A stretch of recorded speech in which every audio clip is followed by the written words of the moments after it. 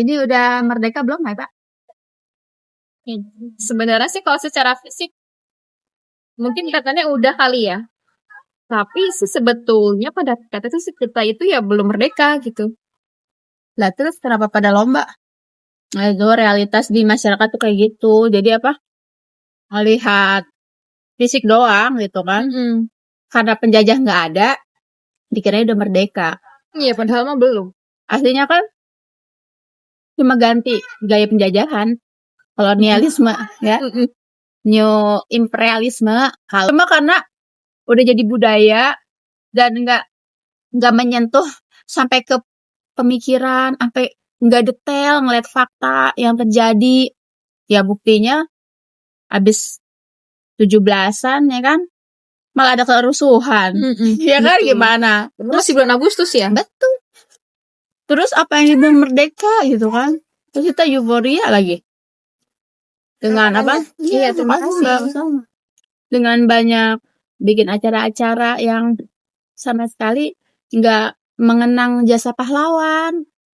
Sama sekali nggak bikin giroh perjuangan lagi gitu kan. Kayaknya masyarakat tuh udah terbiasa kali ya hidup dengan dihimpit ekonomi. Jadi seolah-olah kayak pura-pura ya emang kayak gini gitu. Ya emang kayak gini, apa-apa naik. Tapi mereka nggak pernah ngelihat ini ada apa sih gitu. Akar masalahnya apa sih, itu nggak dicari tuh, Hai Pak, kayak gitu. Ya kan? Bikin sesuatu yang semu gitu, sia-sia buat dilaksanain. Apalagi bilangnya ini buat merayakan hari kemerdekaan gitu kan. Jadi kalau kita yang mungkin udah sedikit paham duluan, benar-benar kita nggak bisa ngelihat gitu. Fakta tuh jelas banget gitu. Kalau kita mau pertama melek politik aja gitu kan, di dalam negeri gitu. Terus kalau kita ngelihat lagi lebih jauh lagi, coba Timur Tengah, Palestina itu kan jelas banget masih terjajah. Masa segitunya nggak bisa lihat gitu kan? Jadi kayak gitu. Ya, jadi yang terjajah itu pemikiran kita gitu kan. Makanya ada kan quotes liberation of mind before liberation of land. Betul. Kalau masyarakat yang kayak gitu, terus kita mau diemin aja? Ya enggak dong. Bener enggak? Karena apa? Segala peradaban tuh bisa bangkit karena dari para pemikir. Mikir dulu gitu. Iya, makanya mikir gitu kan.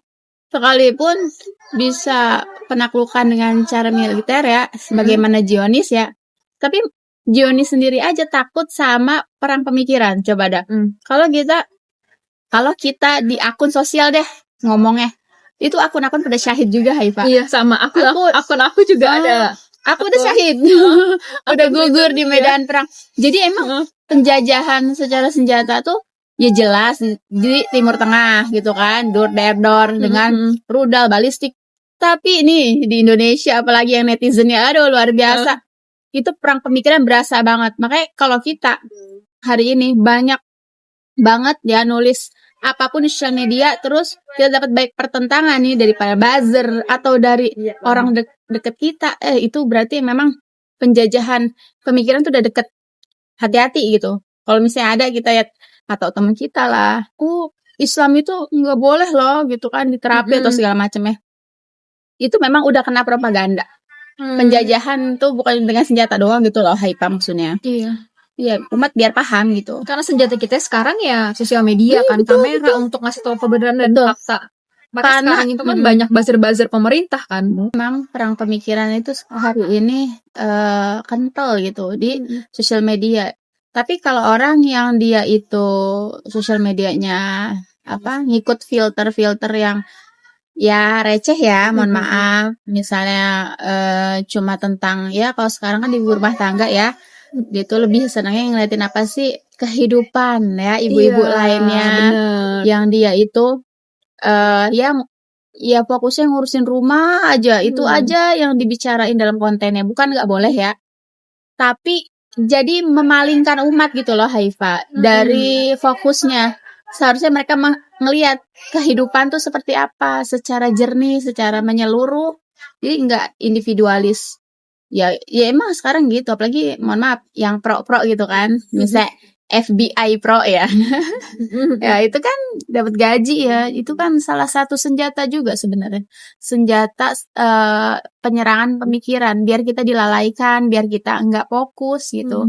Sama fakta nih. Jadi kita dipalingkan aja gimana sih dibelokin nih wajah kita biar jangan ngelihat misalnya contoh Palestina berdarah-darah. Jadi itu udah semua tuh udah kayak hilang aja.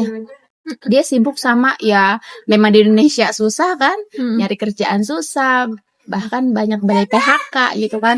Akhirnya kan orang gimana caranya bertahan hidup sampai ya akhirnya dengan segenggam HP tadi ya bisa menaklukkan dunia tuh. Maksudnya ya di HP itulah orang yang kekurangan ekonomi bisa pinjem judul secara instan ya kan, bisa pinjol secara instan, bisa bikin konten dalam satu genggaman tuh secara instan, bayarannya pun nggak usah jauh-jauh ya ke TikTok kantornya tuh enggak, tapi melalui transfer pakai e-wallet.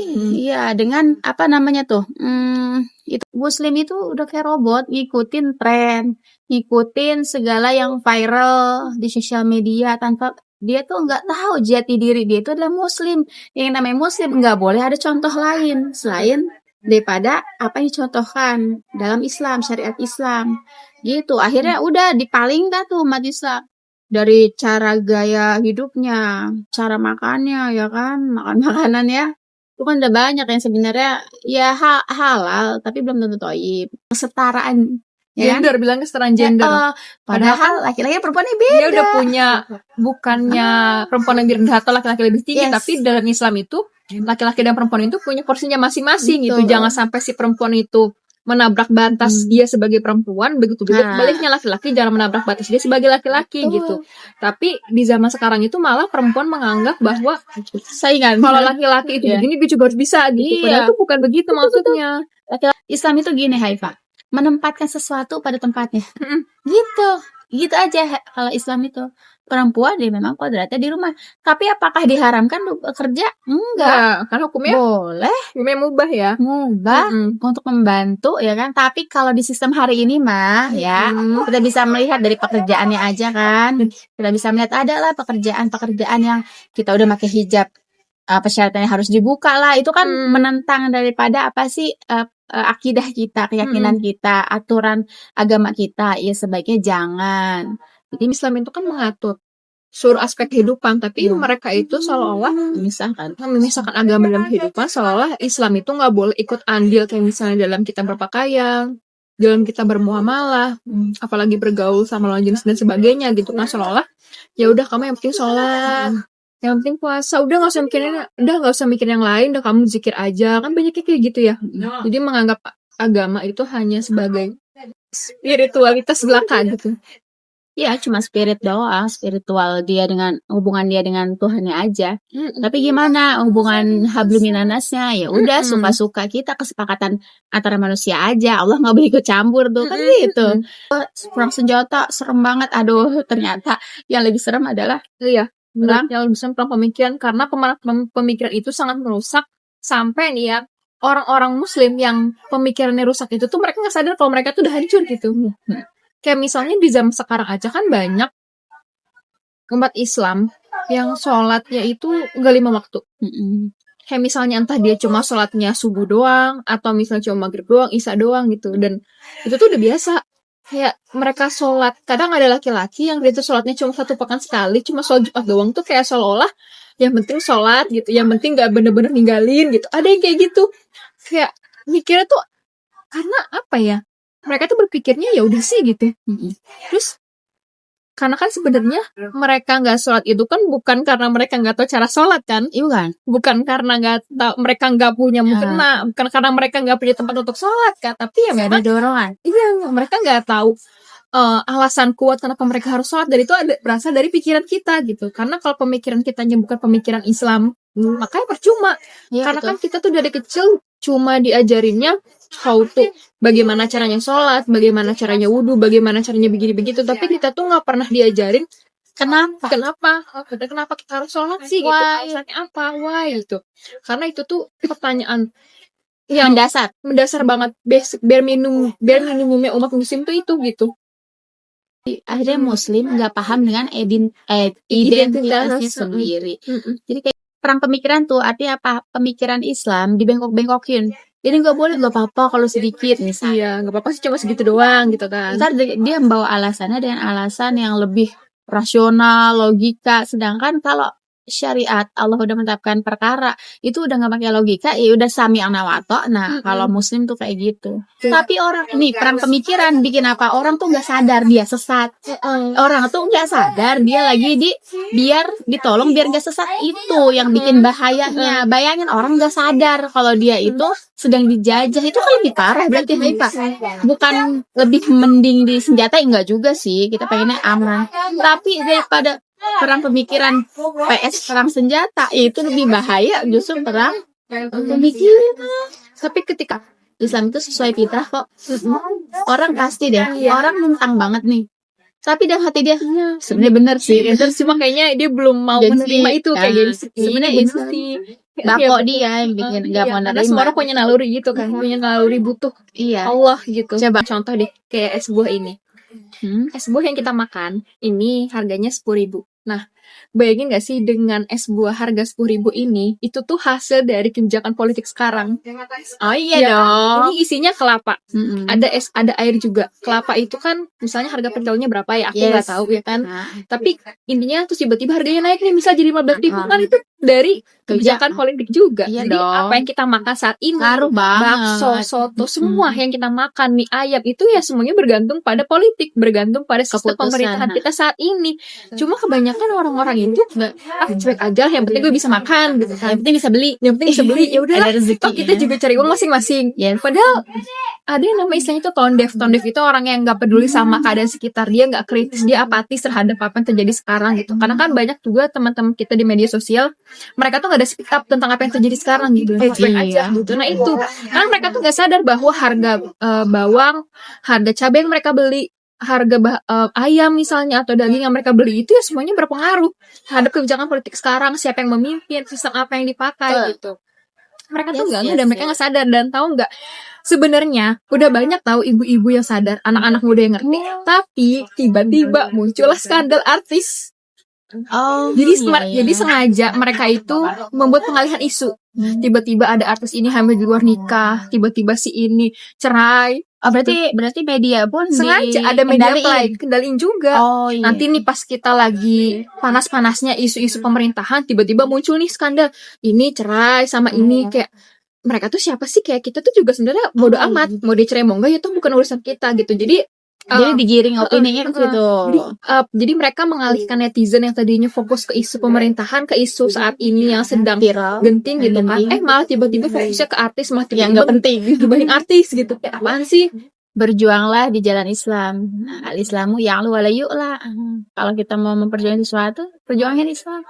Palestina kemarin ya. Allah. Palestina kemarin masih ada aja yang bilang Hamas itu, ya kan? Iya, yang duluan 7 Oktober 2023. Iya, umat Islam mah harus satu suara, nggak bisa beda-beda. Masih belain Israel, aduh itu kemana nalurinya udah mati gitu. Please, kalau yang kayak gitu tuh jangan jadi polemik gitu. Orang yang memperjuangkan syariat dan khilafah misalnya, ya abis pada saudara dia tuh. Tapi saat demokrasi banyak korupsi ya, banyak kejahatan yang dilakukan akibat sistem hari ini diem, ya kan?